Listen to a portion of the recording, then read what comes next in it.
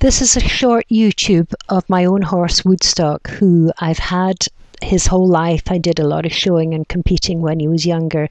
He's now 26 years old, and I still work him 2 or 3 times a week in an effort just to keep him supple and flexible, give me somebody to play with and have a little bit of fun on him. He's a really nice, obedient, big horse, and tends to be sometimes a little bit lazy and can get a little behind my leg. So what I'm doing here, I'm at the beginning of a working session with him. I always start him off in rising trot after I've gone for a short trail ride around, and as I work him in the rising trot, what I'm thinking about is how he's moving forward. Is he relaxed? Is he moving in a rhythm? Is that rhythm one that he can work forward at? If he's a little too hurried, the steps become short and quick. If he's a little too slow, then he never really engages his hind legs. What I do is I ride through a variety of large changes of rein. And for this YouTube, I'm actually riding him in a 20 by 40 arena, which is fairly small, but I find that by working the horses once a week or twice a week in a short court arena, it really helps them to balance and to engage from behind. I spend time working through some changes of rein where I'll change the aids, then his bend, then my diagonal, and then lastly, if necessary, I would change the stick over. I want to make sure that he is truly in front of my leg and that he's working up from behind into my hand rather than coming back from my hand. Once I've trotted for a few minutes around in both directions, I'll move him up into canter. And in the canter, again, I want to feel a definite 1, 2, 3, 1, 2, 3. It's almost like a little bit of a waltz. And in the canter, there should be a slight pause.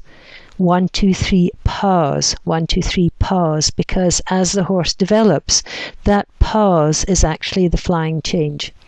I'll ride 1 or 2 transitions into canter left and then into canter right.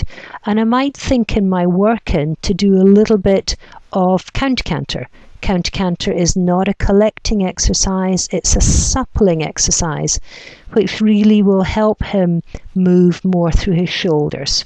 The first counter-canters I'll ride will be fairly small loops down the long sides of the arena, and then I may take that loop and move it down the centre line. Depends what he can do. And then I might even try to change the rein and keep the canter. The important thing in my counter-canter is that I keep him as straight as I possibly can, and I make 2 good corners. My first loops are small. He struggles a little bit there.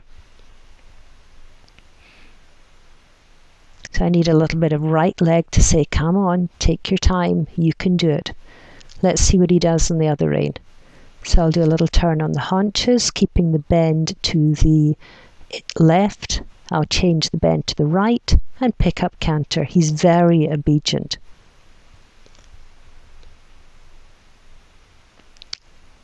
In my canter to the right, I want to make sure that he's on my outside rein. My outside rein controls the amount of bend and controls the pace. Good boy, well done. As I warm up, my corners become a little bit deeper and I end up with a good few strides straight on my short side.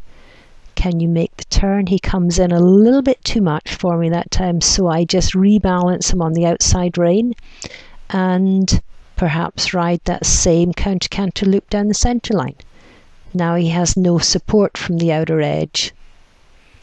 I make that second corner and think of power onto that outside rein to make my corner.